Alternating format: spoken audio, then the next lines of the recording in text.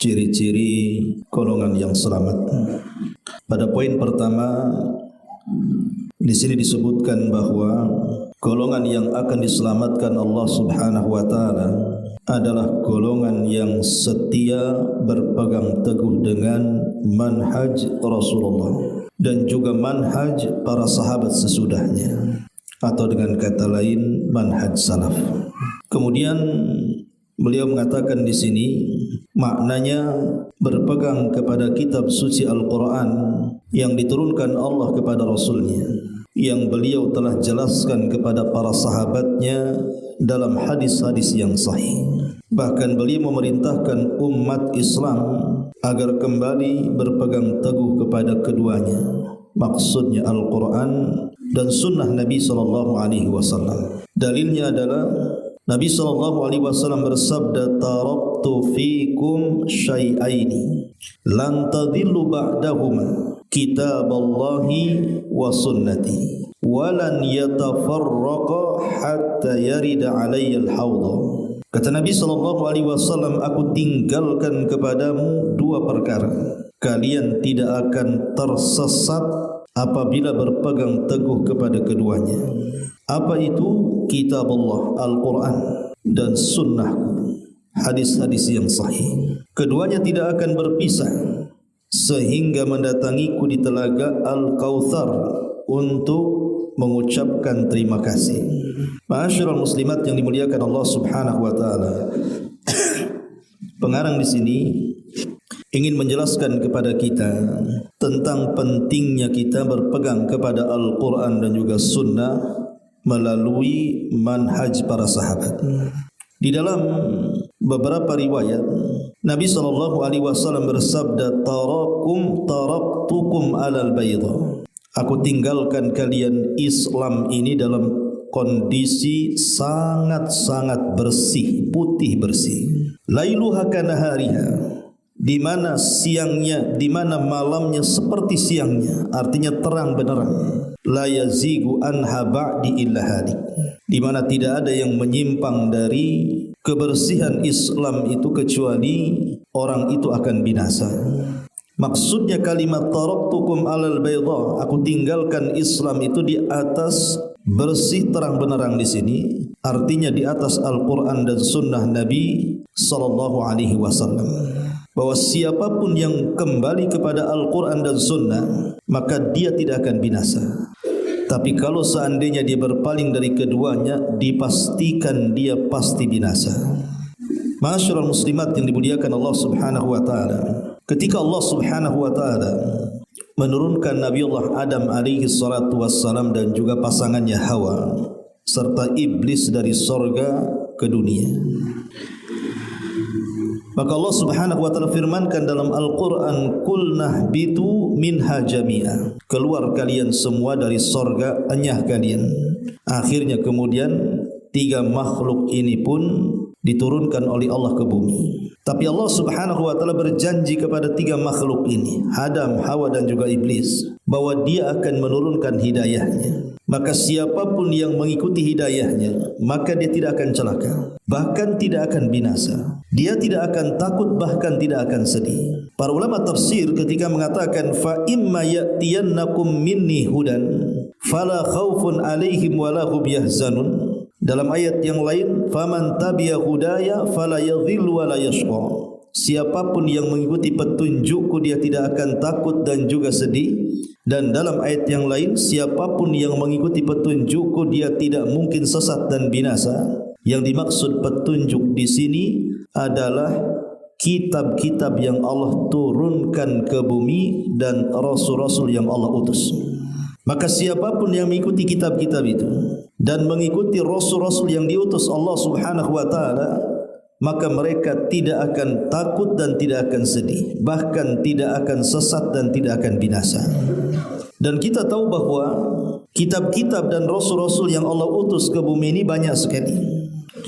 Ketika Allah Subhanahu wa taala turunkan Taurat, yang kemudian Allah juga utus Musa sebagai pemegang Taurat, maka di zaman itu siapapun yang mengikuti Musa dan Tauratnya, maka dia mendapatkan hidayah.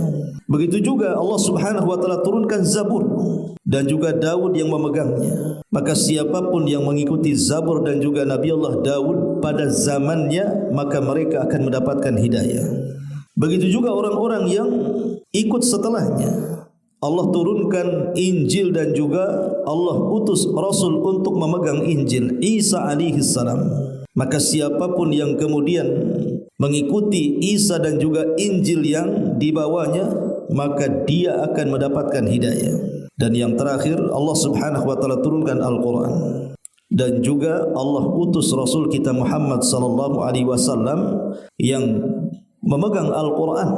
Maka siapapun yang mengikuti Al-Quran dan Rasul yang memegangnya, Rasul kita Muhammad sallallahu alaihi wasallam, maka dia akan mendapatkan petunjuk. Maknanya ketika kita tidak kembali kepada Al-Quran dan tidak kembali kepada sunnah Rasul, maka kita akan jauh dari petunjuk. Ketika jauh dari petunjuk, maknanya kita akan sesat. Dan ketika sesat berarti kita dikeluarkan dari golongan yang selamat. Ma'asyiral muslimat yang dimuliakan Allah Subhanahu wa taala. Dalil-dalil tentang perintah mengikuti Al-Quran dan Sunnah itu banyak sekali. Allah Subhanahu wa taala berfirman di dalam surah Al-Imran ayat 103, wa'tasimu bihablillahi jami'an wa la tafarraqu. Berpegang teguhlah kalian dengan tali Allah. Ulama tafsir mengatakan salah satu penafsiran makna dari tali Allah adalah Al-Quran dan juga Sunnah Nabi sallallahu alaihi wasallam. Kemudian juga Allah Subhanahu wa taala berfirman dalam surah Al-A'raf ayat 3, ittabi'u ma unzila ilaikum mir rabbikum. Ikutilah apa yang diturunkan kepada kalian dari Rabb kalian. Maknanya ikutilah Al-Quran dan juga Sunnah. Karena Nabi sallallahu alaihi wasallam bersabda, sesungguhnya aku diberikan Al-Quran dan yang semisalnya. Maksudnya Sunnah Nabi sallallahu alaihi wasallam, karena dua-duanya datang dari Allah Subhanahu wa taala. Dari sini kita tahu bahwa tidak mungkin orang itu menjalankan syariat Islam kalau dia tidak kembali kepada Al-Quran dan Sunnah.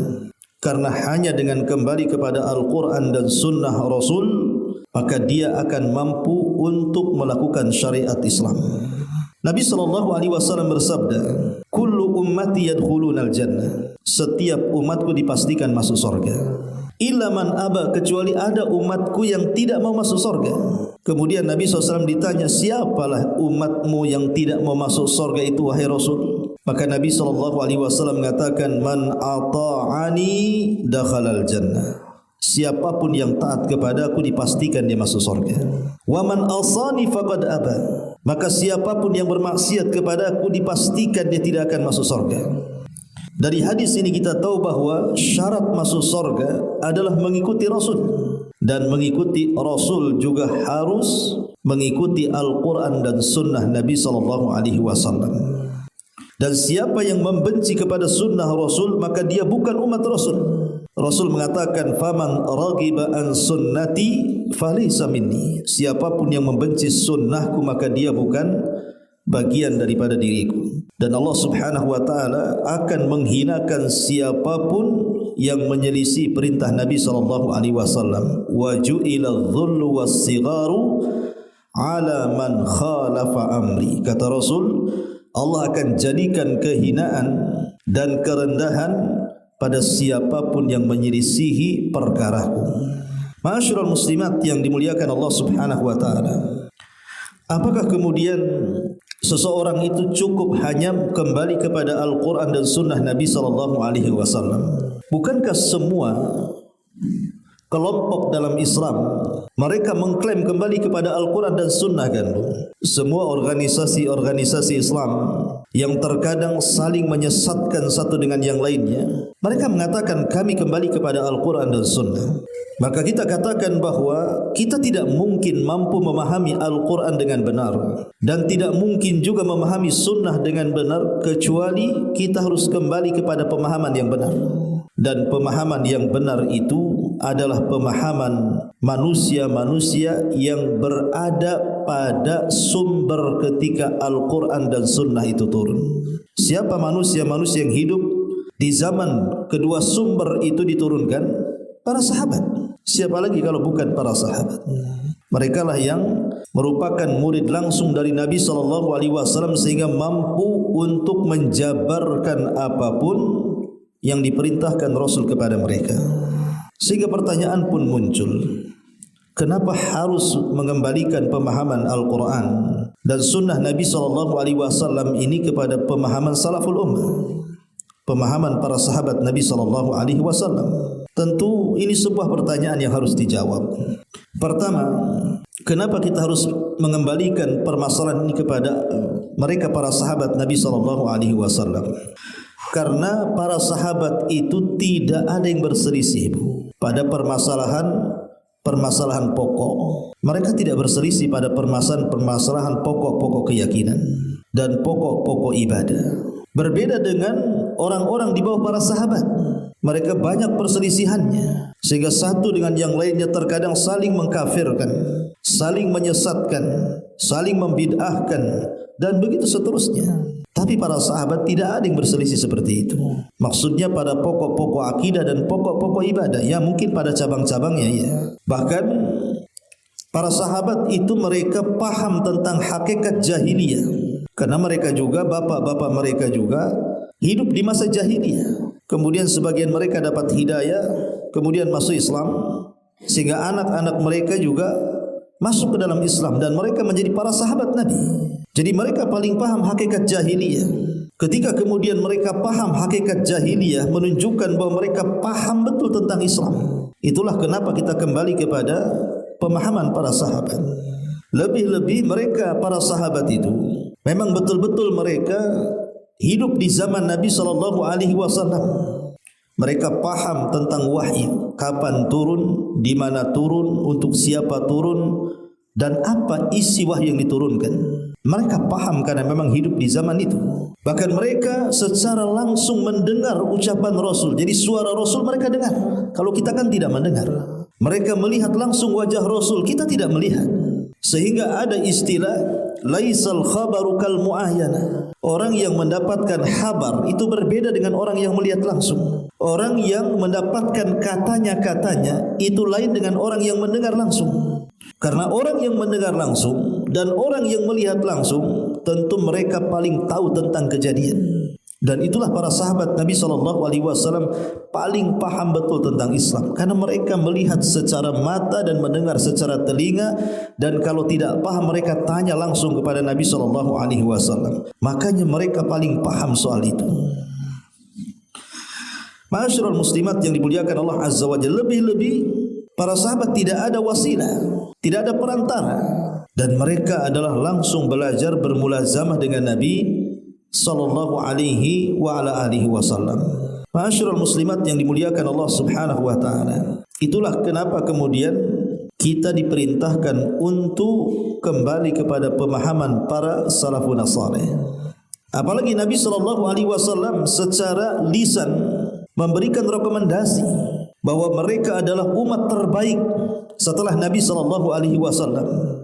Kata Nabi sallallahu alaihi wasallam dalam hadis Abdullah ibn Mas'ud radhiyallahu an, khairun nasi qarni thumma alladhina yalunahum thumma alladhina yalunahum. Sebaik-baik manusia itu adalah generasiku, kata Rasul. Baru setelah generasi berikutnya, baru kemudian generasi berikutnya. Hanya 3 generasi yang Rasul sebut sebaik-baik umat.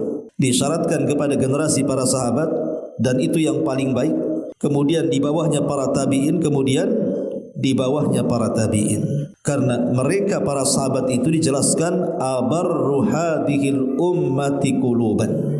Mereka adalah orang yang paling baik, jernih, bersih hati-hati mereka. Wa a'maquha ilman, dan yang paling dalam ilmu pengetahuannya. Wa aqwamuha hadyan, dan paling lurus petunjuknya. Wa ahsanuha halan, dan mereka orang yang paling baik kondisinya. Wajar karena mereka didikan langsung dari Nabi sallallahu alaihi wa ala alihi wasallam. Ma'asyiral muslimat yang dimuliakan Allah Subhanahu wa taala. Mereka para sahabat ridwanullah alaihim ajmain.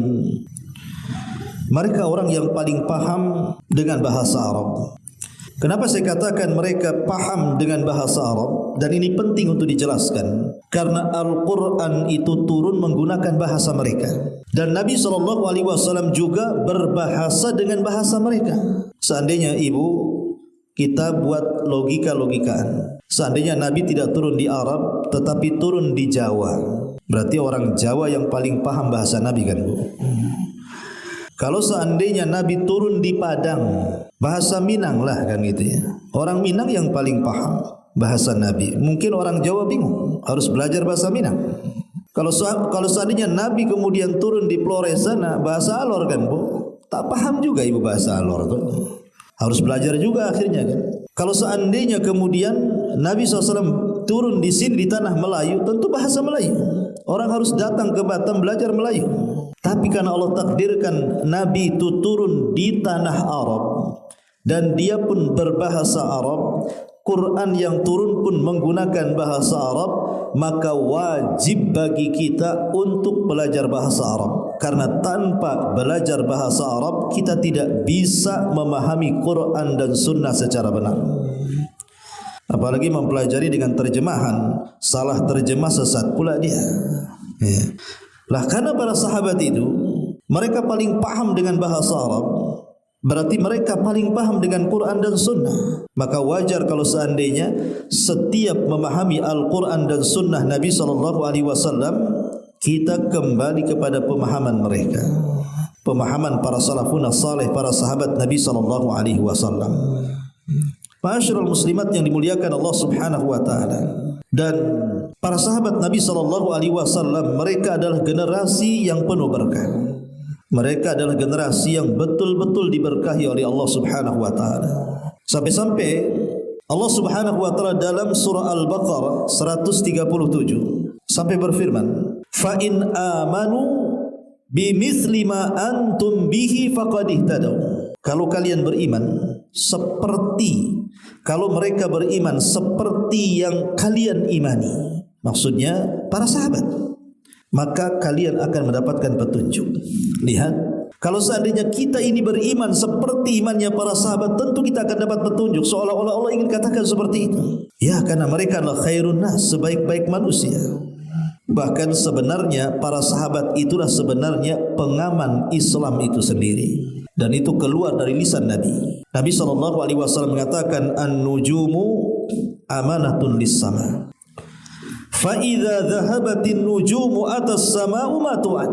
Bintang-bintang yang ada di langit itu dijadikan Allah untuk mengamankan langit.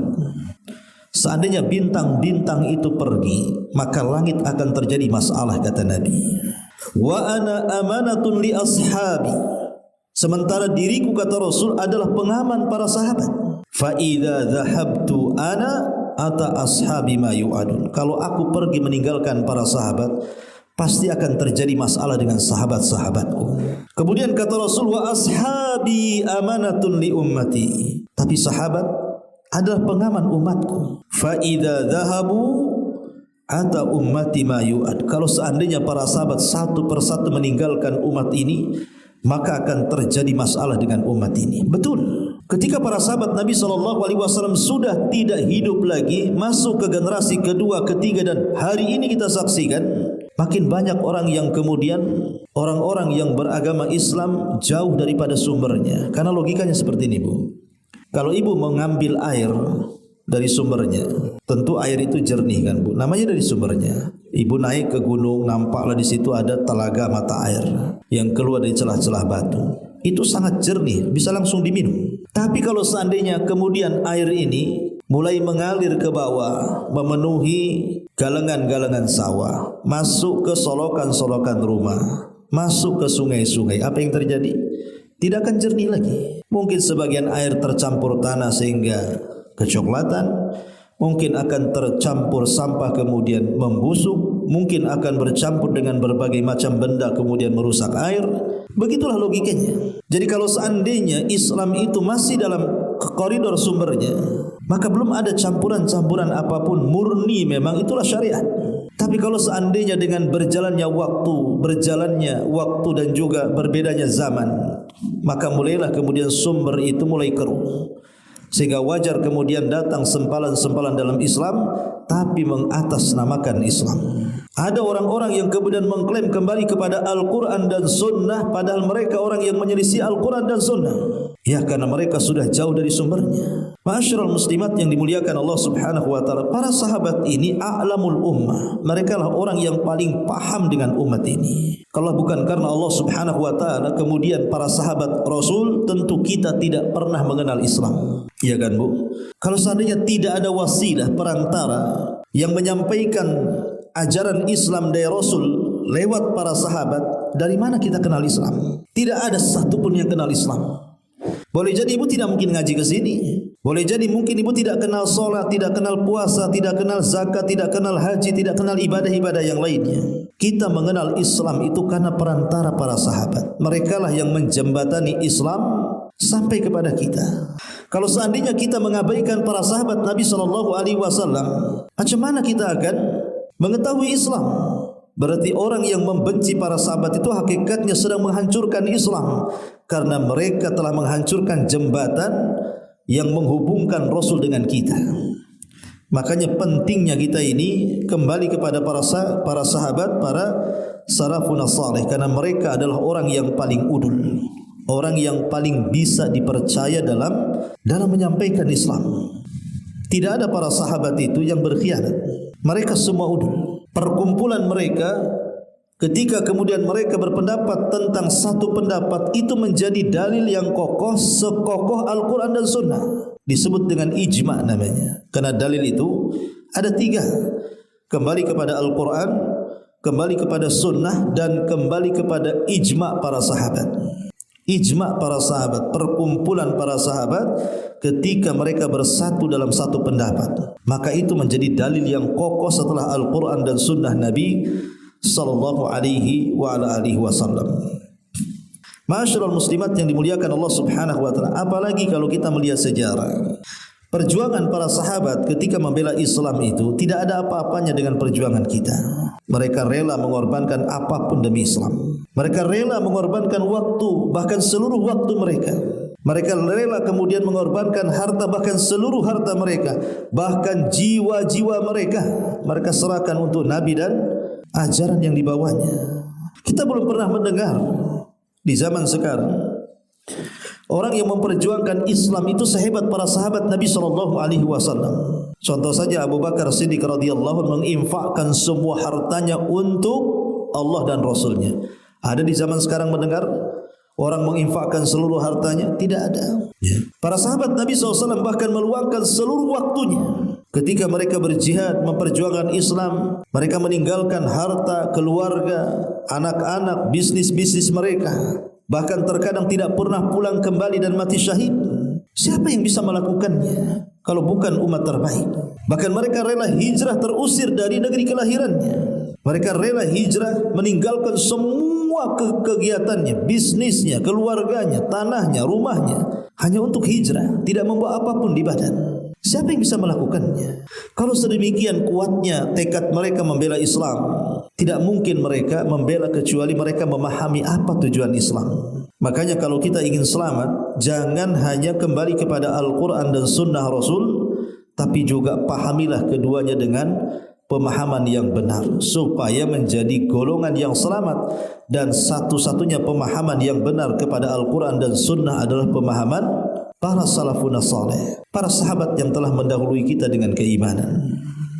Apalagi kalau kita melihat bagaimana Nabi SAW itu sangat mencintai para sahabatnya.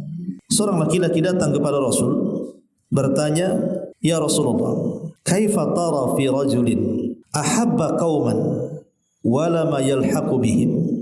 Rasul, bagaimana pendapatmu tentang seorang laki-laki yang mencintai sebuah kaum tapi dia tidak pernah mengetahui kaum itu, tidak pernah berjumpa dengan kaum itu? Maka Rasul sallallahu alaihi wasallam mengatakan, "Al-mar'u ma'aman ahab." Seseorang itu akan bersama orang yang dicintainya. Maka Anas bin Malik radhiyallahu anhu dalam riwayat yang lain Ketika Nabi SAW mengatakan bahawa seseorang itu akan bersama orang yang dicintainya kelak pada hari kiamat, maka Anas bin Malik mengatakan, ya Rasulullah, aku sangat mencintai Rasul, mencintai Abu Bakar, mencintai Umar. Aku berharap bersama mereka dalam kecintaanku kepada mereka, walaupun aku tidak seperti amalannya seperti mereka. Begitulah Nabi SAW mencintai para sahabat, karena para sahabat adalah murid-murid langsung Rasul, Rasul yang memilih mereka menjadi sahabat. Dan memang mereka layak di sisi Rasul. Boleh jadi kalau kita hidup di zaman Rasul tidak mungkin terlibat dalam para sahabat. Boleh jadi kita jadi pengikut Abu Jahal pula kan itu. Karena hati kita tidak sebersih mereka. Perjuangan kita tidak sehebat perjuangan mereka. Dakwah kita tidak sehebat dakwah mereka. Pengorbanan kita tidak sehebat dengan pengorbanan mereka. Makanya Rasul sangat marah kepada siapapun yang mencela para sahabat. Kata Rasul, man sabba ashabi fa alaihi laknatullahi wal malaikati wan nasi ajmain. Kata Nabi SAW, maka siapapun yang mencela sahabatku, dia berhak mendapatkan laknat Allah, laknat para malaikat, bahkan laknat semua manusia. Lihat, Nabi membela para sahabat. Tidak mungkin manusia yang dibela mereka tersesat, karena tidak mungkin Rasul membela orang yang tersesat. Bahkan Nabi SAW mengatakan, la yuhibbuhum kufrun wa nifaqun wa tughyan. Siapa yang tidak mencintai mereka para sahabat, bisa kufur, bisa nifak, bisa melampaui batas. Sampai Nabi SAW mengancam orang yang membenci para sahabat itu bisa kufur, bisa nifak dan bisa tughyan, melampaui batas.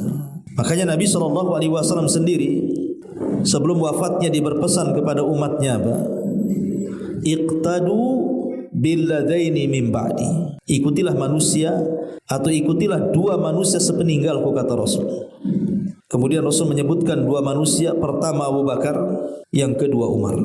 Ikuti kedua manusia ini, dan dua-duanya lah sahabat Nabi. Makanya secara umum Rasul mengatakan juga, alaikum bisunnati wa sunnatil khulafa'ir rasyidin al-mahdiyyin 'addu 'alaiha bin nawajid. Kata Nabi SAW, wajib kalian berpegang teguh dengan sunnahku. Cukup sampai di sini? Tidak. Dan sunnah para sahabatku, mereka orang-orang yang mendapatkan petunjuk, gigit dengan gerham kalian.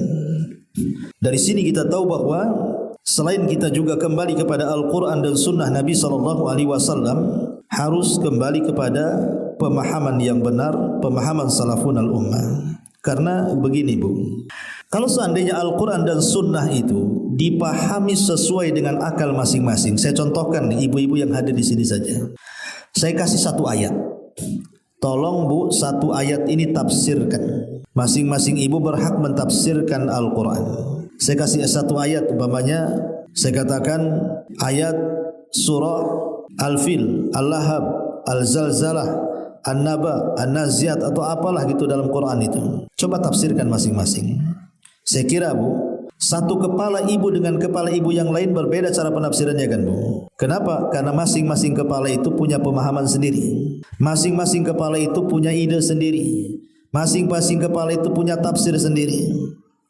Dan kalau itu yang terjadi, maka hancurlah tafsir Al-Quran. Karena nanti pasti akan saling menyalahkan satu tafsir dengan tafsir yang lainnya. Itu kalau keluar dari kepala ibu tuh. Lah makanya Nabi SAW 14 abad yang silam sudah membuat solusi, mengerucutkan perselisihan. Dengan cara apa? Kalau kita hendak mentafsirkan Al-Quran dan Sunnah supaya tidak banyak perselisihan, kerucutkan kepada satu pemahaman. Dan pemahaman itu adalah pemahaman manusia-manusia yang paling paham tentang Quran dan Sunnah. Karena mereka hidup di zaman turunnya Al-Quran dan Sunnah. Mereka lah pemahaman salafun al-ummah, para sahabat Nabi SAW. Dan Al-Quran sendiri memerintahkan agar kita ini kembali kepada pemahaman salaful ummah kan. Seperti Allah mengatakan, wa man yushaqiqir rasul min ba'di ma tabayyana lahul huda wa yattabi ghaira sabilil mu'minin nuwallihi ma tawalla wa nuslihi jahannam wa sa'at masira.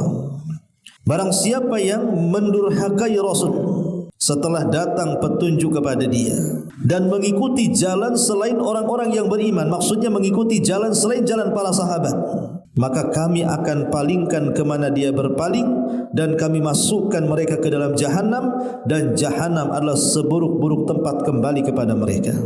Lihat, siapa yang mencari jalan selain jalan para sahabat, sabilul mukminin, maka akan tersesat. Sudah disediakan Jahannam, dan itu seburuk-buruk tempat. Maka penting kembali kepada pemahaman salaful ummah, pemahaman para sahabat Nabi sallallahu alaihi wasallam. Disebutkan di beberapa dalil dari Al-Quran dan Sunnah Nabi sallallahu alaihi wasallam. Di antaranya adalah hadis Irbad ibn Sariyah radhiyallahu anhu. Jadi Irbad ibn Sariyah, dan hadis ini tercantum di Kitab Arba'in Nawawi. Kata Irbad ibn Sariyah, "Shalla bina Rasulullah sallallahu alaihi wasallam dzata yaumin, thumma aqbala alaina fa wada'ana mau'izatan balighatan darifat minhal uyun wa wajilat minhal qulub." Satu hari Rasulullah sallallahu alaihi wasallam salat bersama kami para sahabat. Selepas salat, Rasul pun langsung menghadap para sahabat, kemudian menyampaikan mau'izah yang sangat-sangat jelas, tegas, sampai-sampai kata para sahabat, dzarafat minhal uyun, tanpa terasa mata kami berlinang air mata dan meneteskan air mata. Wa wajilat minhal qulub, bergetar hati-hati kami. Sehingga para sahabat bertanya Rasul, kayaknya ini wajangan terakhir yang kau akan sampaikan kepada kami. Maka kalau begitu wasiatkanlah yang baik untuk kami. Maka Nabi SAW mengatakan, usikum bitaqwallah, aku wasiatkan kalian untuk senantiasa bertakwa kepada Allah. Wassam'i wat ta'ati wa in 'abdan habasiyan, tetap mendengar, tetap taat kepada pemerintah walaupun mereka dari budak Habasyah. Fa innahu man ya'ish minkum ba'di fasayara ikhtilafan katsira, maka siapapun yang hidup sepeninggalku, kata Rasul, maka dia akan banyak melihat perbalahan, perselisihan, perpecahan yang begitu banyak. Maka Rasul mengatakan, fa'alaikum bisunnati, maka saat terjadi perpecahan yang banyak itu kembalilah kepada sunnahku, wa sunnatil khulafa ar-rasyidin al-mahdiyina tamassaku biha wa addu 'alaiha bin nawajid, dan juga sunnah para sahabat, manusia-manusia yang mendapatkan petunjuk, berpegang teguhlah dengannya dan gigitlah dengan gerhamu. Lihat bagaimana Nabi SAW memerintahkan kita untuk kembali kepada pemahaman mereka. Bahkan di ujung hadis Rasul mengingatkan, wa iyyakum wa muhdatsatil umur, hati-hati kalian jangan membuat perkara baru dalam agama. Fa inna kulla muhdatsatin bid'ah, karena setiap perkara baru itu namanya bid'ah, wa kullu bid'atin dhalalah, dan setiap bid'ah itu sesat. Ma'asyiral muslimat yang dimuliakan Allah Subhanahu wa taala, begitulah Rasul berpesan kepada kita untuk mengikuti jalan para sahabat. Karena Rasul itu sangat ingin para sahabat itu di atas petunjuk. Di zaman Nabi saja, Nabi SAW itu khawatir kalau ada sahabatnya yang menyimpang. Karena Rasul tahu lewat mereka lah Islam akan sampai kepada kita. Sampai satu hari Umar ibn Khattab radhiyallahu anhu membawa lembaran Taurat. Kemudian Nabi SAW marah kepada Umar dan mengatakan, amutahawwikun fiha ya ibn al-Khattab, kau sudah bingung wahai ibn al-Khattab, kenapa kau bawa lembaran Taurat itu? Kemudian Rasul bersumpah dan mengatakan, walladhi nafsi biyadi laqad ji'tukum biha bayda naqiyah la tas'aluhum an syai'in fayukhbirukum bihaqqin fatukadzibu bihi aw bibatilin fatusaddiqu bihi walladhi nafsi biyadihi law anna Musa kana hayyan ma wasi'ahu illa an yattabi'ani. Kata Nabi SAW kepada Umar bin Khattab, demi zat yang jiwaku berada di tangannya, aku telah datang kepada kalian dengan Islam ini sangat putih bersih. Jangan bertanya kalian kepada mereka, maksudnya kepada ahli kitab, tentang sesuatu, maka mereka menghabarkan kepada kalian dengan kebenaran, tiba-tiba kalian dustakan, atau menghabarkan kebatilan kemudian kalian benarkan. Demi zat yang jiwaku berada di tangannya, kalau Musa hidup tetap Musa harus mengikutiku, tidak boleh dia mendakwahkan syariatnya sendiri. Lihat bagaimana kekhawatiran Rasul kepada Umar. Pada Umar itu cerdas, bisalah dia memilah-milih mana ajaran Islam dan Taurat kan. Tapi Rasul tidak mau, karena syubhat itu menyambar-nyambar. Kesesatan itu menyambar-nyambar. Was-was syaitan itu menyambar-nyambar. Sebelum itu terjadi, Rasul mengatakan, "Hei Umar, lemparkan tu Taurat." Lihat bagaimana Nabi SAW tidak ingin Umar tersesat. Dari sini kita tahu bahwa penyimpangan di tubuh para sahabat itu, kalaupun seandainya sahabat salah, maka langsung ditegur atau turun wahyu. Itulah hebatnya para sahabat. Makanya di sini di antara ciri manhaj golongan yang selamat adalah golongan yang setia berpegang teguh kepada manhaj Rasul dalam hidupnya dan manhaj para sahabat Nabi SAW sesudahnya. Dan kita dibolehkan fanatik kepada sebuah kelompok hanya kepada kelompok para sahabat. Bukan individu sahabat, ya, kelompok. Kalau individu para sahabat bisa salah bisa benar, tapi kelompok para sahabat kalau sudah bersatu itu jadi dalil seperti Al-Quran dan Sunnah. Makanya Ibnu Taimiyah mengatakan tidak boleh seseorang itu meletakkan kepanatikan kepada perorangan kecuali kepada Nabi, dan tidak boleh seseorang itu meletakkan kepanatikan kepada kelompok ataupun golongan kecuali kepada para sahabat Nabi SAW. Karena mereka adalah umat yang menjembatani Rasul dengan kita.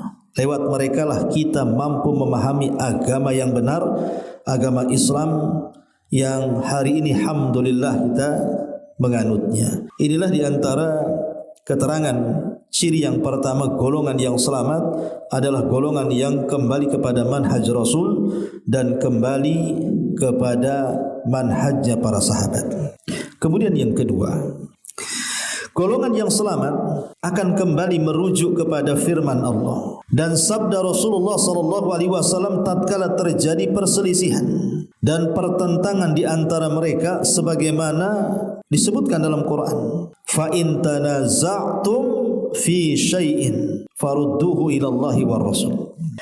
In kuntum tu'minuna billahi wal yawmil akhir dzalika khairun wa ahsanu ta'wila. Kemudian jika kamu berselisih tentang sesuatu itu nakirah, artinya umum, baik permasalahan agama atau dunia, maka kembalikanlah kepada Allah, Al-Quran dan Rasulnya, sunnah-sunnahnya. Jika kamu benar-benar beriman kepada Allah, beriman kepada hari kemudian, yang demikian lebih utama bagimu dan lebih baik akibatnya. Dan Allah mengatakan, "Fala wa rabbika la yu'minun hatta yuhaqqimuka fima syajara bainahum thumma la yajiduna fi anfusihim harajan mimma qadaita wa yusallimu taslima." Maka demi Rabbmu, mereka pada hakikatnya belum beriman hingga mereka menjadikan kamu wahai Muhammad sebagai hakim dalam perkara yang mereka perselisihkan. Kemudian mereka tidak merasa keberatan dalam hati mereka terhadap putusan engkau yang kau berikan, dan mereka menerima dengan sepenuh jiwa mereka akan putusan yang kau putuskan kepada mereka. Begitulah ma'asyiral muslimat yang dimuliakan Allah Azza wa Jalla. Setelah kita memahami bahwa kalau ingin kita selamat dunia akhirat, kembali kepada Al-Quran, kembali kepada sunnah, dan kembali kepada pemahaman salaful ummah. Maka yang kedua, kalau terjadi apapun dari perselisihan yang kita hadapi ini, baik itu urusan agama atau urusan dunia, jangan kembalikan kepada perasaan. Jangan mengembalikan kepada adat istiadat. Jangan mengembalikan kepada aturan-aturan yang dibuat. Tapi kembalikanlah kepada Al-Quran yang sangat lengkap dan juga sunnah Nabi SAW yang bisa menjadi solusi. Di zaman Rasul, sering para sahabat itu terjadi masalah, maka mereka akan meminta Nabi SAW untuk menyelesaikannya. Ya, karena tahu bahwa di tangan Rasulullah perselisihan itu akan berakhir dan terurai. Tapi kalau mereka menyelesaikan sendiri, tidak mau kembali kepada Allah dan Rasulnya, maka mereka tidak akan pernah keluar dari perselisihan itu, karena mereka tidak akan menemukan solusi. Solusi pada setiap permasalahan kita itu hanya kembali kepada Al-Quran dan Sunnah sesuai dengan pemahaman salaful ummah. Banyak masalah-masalah agama dan juga dunia yang kita hadapi, kan Bu. Terkadang kita tidak bisa keluar dari situ, tetapi Allah dan Rasul yang berikan solusi. Semua permasalahan yang kita hadapi itu ada dalam Quran. Semua masalah yang kita hadapi itu ada dalam sunnah Nabi SAW. Seseorang pamannya merasa ditimpa banyak musibah oleh Allah. Mungkin ekonominya diuji, kesehatannya diuji, rumah tangganya diuji, orang-orang yang dicintainya diuji. Kalau kita menghadapi persoalan-persoalan ini sendirian tanpa mengacu kepada sumber yang benar Al-Quran dan Sunnah dan pemahaman yang selamat, selamanya kita tidak mungkin keluar dari penderitaan ini. Tapi kalau kita mencoba mencari solusi, umpamanya orang diuji dari segi ekonominya, mungkin ya bisnisnya berantakan, modalnya habis, kena tipu atau apalah kan begitu, sehingga usahanya tidak jalan. Kembali kepada Quran dan Sunnah, di situ ada kunci-kunci rizki. Seperti Allah mengatakan, "Wa man yattaqillah yaj'al lahu makhraja wa yarzuqhu min haitsu la yahtasib." Siapa yang bertakwa kepada Allah, maka Allah akan mencukupinya dan Allah akan berikan rizki dari arah-arah yang tidak disangka-sangka dia. Jadi kalau dikembalikan kepada Al-Quran itu, insyaAllah orang terkena penyakit, dia tidak punya biaya untuk medis, ada solusinya. Ada herbal obat-obatan yang jelas-jelas Al-Quran dan Sunnah mengatakan ini obat. Habbatus sauda, madu, minyak zaitun, berbekam dan yang lainnya. Itu kan solusi ruqyah. Ya. Jadi kalau kita kembalikan kepada Al-Quran dan Sunnah, ada solusinya masing-masing. Bagaimana caranya kita sabar, bagaimana caranya kita tawakal, bagaimana caranya supaya doa-doa kita diijabah dan begitu seterusnya. Semua ada wejangan dan juga petunjuknya dari Quran dan Sunnah Nabi SAW. Tidak usah kemudian kita membaca buku-buku barat untuk supaya rumah tangga kita harmonis. Akhirnya baca-baca artikel dari barat, dari psikolog barat gitu kan. Tak perlu, karena konsep rumah tangga itu semua ada dalam Quran dan Sunnah. Berbisnis juga ada, semua keterangannya ada. Jadi apapun yang dihajatkan kita di dunia itu, solusinya hanya kembali kepada Al-Quran dan Sunnah. Tidak ada lain. Karena yang lain itu ya mungkin bisa memberikan solusi, tapi tidak mengangkat masalah. Hanya dengan kembali kepada Al-Quran dan Sunnah dan pemahaman salaful ummah, itulah yang bisa menyelesaikan permasalahan kita. Wallahu a'lam bishawab. 2 poin saja cukup insyaallah. Sebelum saya tutup, silakan kalau ada yang mau bertanya.